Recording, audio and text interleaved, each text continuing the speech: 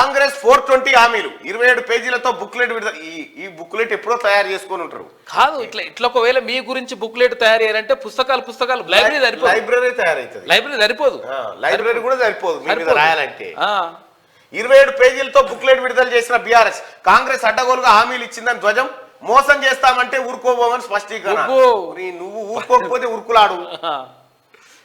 ఇంకెక్కడ లేసుడు? నీ పార్టీ ఎక్కడిది, ఇంకా నీ కథ ఎక్కడిది, నీ వ్యవహారం ఎక్కడిది? రామన్న మోసం గురించి మాట్లాడేది. మోసం గురించి మాట్లాడతావే. మోసానికి అంగిలాగేస్తేనే నువ్వా.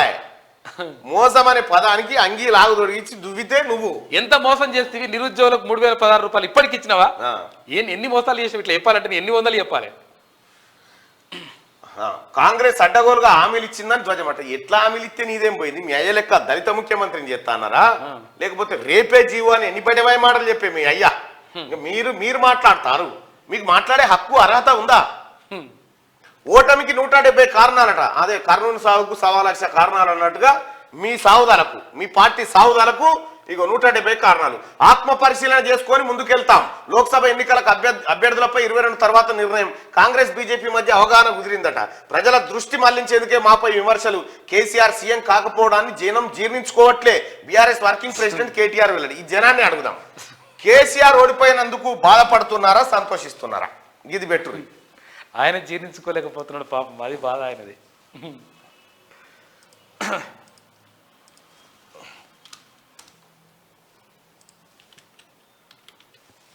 రైట్.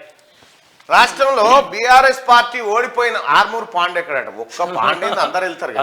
రాష్ట్రంలో బీఆర్ఎస్ పాలన అంతమైనందుకు బాధపడుతున్నారా, సంతోషిస్తున్నారా? బీఆర్ఎస్ ఓడినందుకు సంతోషంగా ఉంది అనుకునే వాళ్ళు ఇక్కడ, బీఆర్ఎస్ ఓడినందుకు బాధగా ఉంది అనుకునే వాళ్ళు ఇక్కడ. కేటీ రామారావు చూసుకో, జనం ఏమనుకుంటారు? బాధ ఉంటే కింద, సంతోషం ఉంటే దరిద్రం పోయింది అంటారు. చూడరిగా జఫర్సన్ క్లౌడ్ బర్స్ట్ సూపర్ అట. అంగూటి ఎక్కడ? మీరు మంచి మంచి క్యారెక్టర్లు వెళ్ళిపోయినాయి అబ్బా మన న్యూస్. రైట్. ఓటింగ్ లో పాల్గొనండి. 1,1100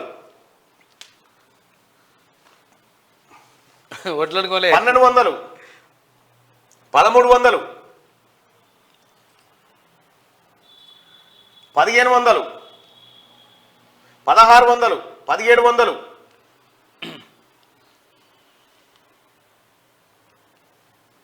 1900 2000 2096 2100 ఓట్లు. రైట్. 2100 మంది 2200 మంది ఓటేసిరు. సలీంపేకు డ్రామారావు చూడు. రాష్ట్రంలో బీఆర్ఎస్ పాలన అంతమైనందుకు బాధపడుతున్నారా, సంతోషపడుతున్నారా అని ప్రజలను అడిగిన. బీఆర్ఎస్ ఓడినందుకు సంతోషంగా ఉంది అని 194% మంది చెప్తున్నారు. డ్రామారావు 194% మంది దరిద్రం పోయింది, టీఆర్ఎస్ ఓడిపోయి అని చెప్తున్నారు. చూసుకో. ఇగో ఇదే ఇప్పుడు నా అంతా నేను వేసిన ఓట్లు కాదు కదా, జనం వేస్తున్నారు. జనం వేసిన ఓటు 2700 మంది వేసిరు. ఒకటే నిమిషంలో 2700 మంది ఓటేసిరు. 3000 మంది ఓట్లు అయినాయి.